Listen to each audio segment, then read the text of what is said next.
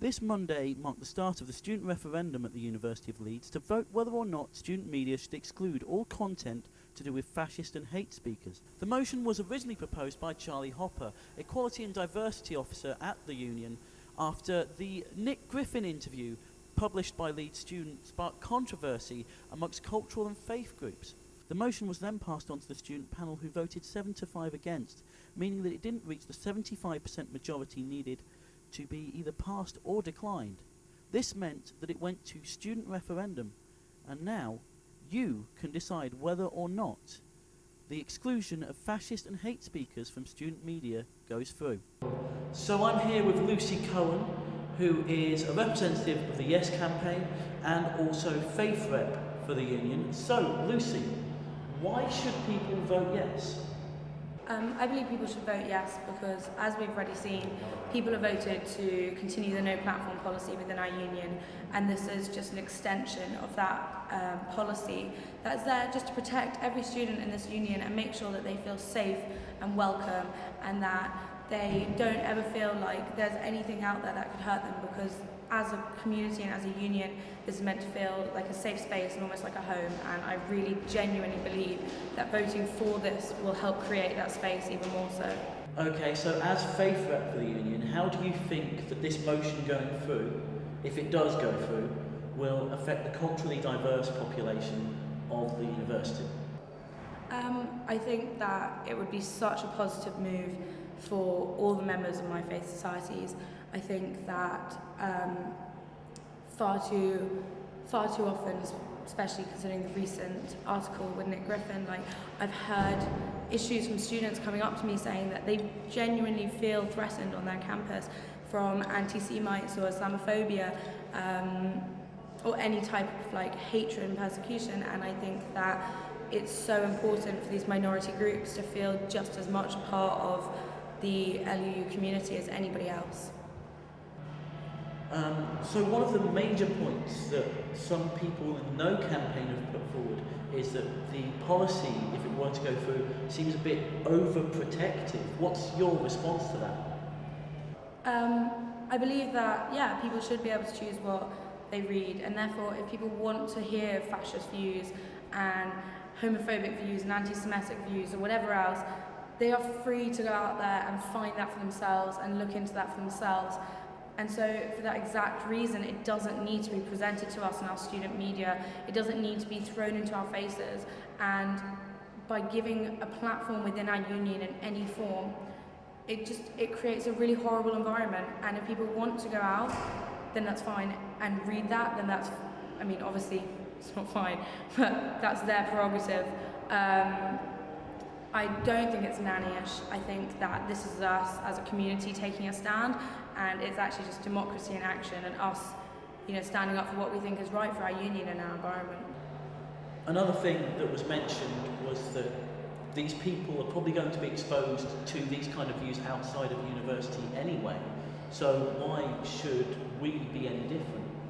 There's no reason why people should have to adapt to these views. They shouldn't be views that people have to be confronted with. By us at universities starting to take a stand and say that we don't provide a platform in any way, hopefully it'll mean that these fascist groups don't get the support that they would otherwise get in such large numbers, and maybe it means that in the future people won't have to be confronted by these views, and it all starts from here. I think that there's been a lot of talk about freedom of speech and censorship, and I just really want to reiterate that that's not what this policy is trying to do. It's not trying to gag anyone, as the No campaign has been saying. It's just been trying to get students to vote on what they really think is best for the union, and I genuinely think that this is what makes our union better, and that's what we're here to do. So that was why you should vote yes, but a lot of representatives from student media societies have expressed concern about this motion, saying that it could censor student media around the union. We spoke to Rahema Figueredo, editor of LS1, to find out why.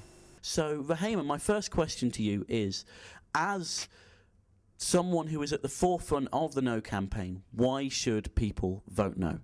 I think the reason that people should vote no is that this idea will have far-reaching consequences that go beyond Leeds Student and go beyond this interview that was published with Nick Griffin.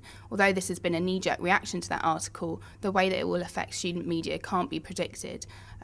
Essentially, it will be left to the union to decide what does and doesn't count as objective reporting.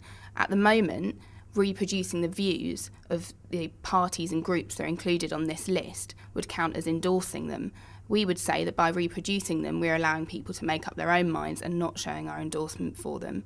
At the end of the day, this list encompasses political parties who have elected members in the European Parliament, along with protest groups. And by doing this, it doesn't help people to differentiate in their minds and work out the best way to combat them and to make up their minds about why they disagree with them.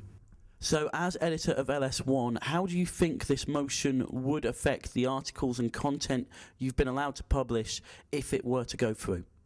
Okay, as editor of LS1, I cover news. So one of the key ways that this idea would affect us would be that we wouldn't be able to report on anything to do with these groups, whether it was the BNP or the EDL, wouldn't be able to reproduce anything that they said. So say, for example, there was a protest that happened in town and students were attacked, we wouldn't be able to print any racist or homophobic slurs that they said at the time, which would of course make the story stronger, and in many ways people would read it and think that's abhorrent.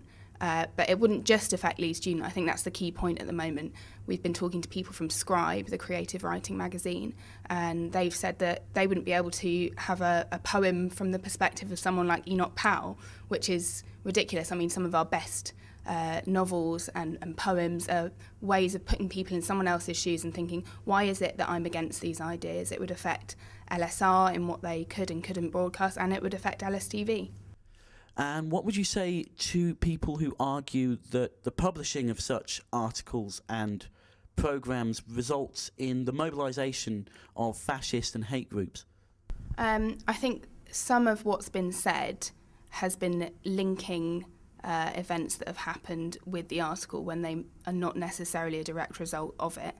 I mean, people have also used the example of Question Time and when they had Nick Griffin come on and a boost in BNP membership. But I think overall the effect of informing the majority, and I mean the number of letters that Leeds Student received in support of publishing the article saying, I didn't realise that this was what the BNP thought, I didn't realise this was how abhorrent their views were, for me outweighs any backlash. And in terms of the backlash, we live in a democracy and I can't see any other society where an idea like this works. It does amount to censorship and it's not a way of getting people to engage in a political debate. There will be a backlash, but then you engage in debate and you work out why you disagree with something rather than just suppressing it. Okay, so one of the major points that the Yes campaign have been putting forward is that the publishing of such articles has led to particular groups feeling excluded and unwanted within the union. What is your response to that? I think we appreciate that, and I think one of the key criticisms that's been launched against the No campaign is that people who are backing it aren't empathising with those who have been on the receiving end of fascists and racists and homophobes, and we do, and we're a diverse group of people who have, some of us, experienced some of this. What we believe is that the current no platform policy sufficiently protects students. So the current policy means that speakers like Nick Griffin can't come onto campus because they could pose a threat to students. We think that that adequately protects students. But when it comes to the newspaper, television, radio, the key difference is that students can choose whether or not they want to read the newspaper, whether or not they want to listen to LSR or watch LSTV. You might not be able to avoid a speaker on campus, but you choose what you engage with when it comes to student media. We are aware of the effect that the interview has had on certain people, but we will always have to weigh that up with informing the majority of people about the views of people like Nick Griffin, for example. Finally, some supporters of the Yes campaign have been stating that this is not undemocratic because it's being voted in by the students through a referendum. What is your response to that argument? I'm fully in support of the democratic process, and if we lose this referendum, then it will have been through a democratic process. I think the idea itself is undemocratic. The idea that the exec should essentially decide what counts as objective reporting and what doesn't is a kind of top-down structure of our campus that won't work. But at the end of the day, to have people engaged in this is what we want. If people are going to vote against us, that's fine, as long as you vote. We just want people to get out there and vote. I think what this boils down to is how much say the union has in what societies can and can't do, and they shouldn't be meddling in our affairs, and they shouldn't have this much control over what student media can and can't report. At the end of the day, we're at a university, we're all here because we can engage with complex ideas and analyse them and make up our own minds, and by denying students that right, you're overprotecting them. So now that you've heard both sides of the campaign, you can decide for yourself whether or not you want to vote yes or no against the exclusion of fascist and hate figures from student media. You can head over to www.leedsuniversityunion.org.uk/referenda to cast your vote. Voting closes 4 p.m. on Thursday. This is Dave Tipping reporting for The Essential.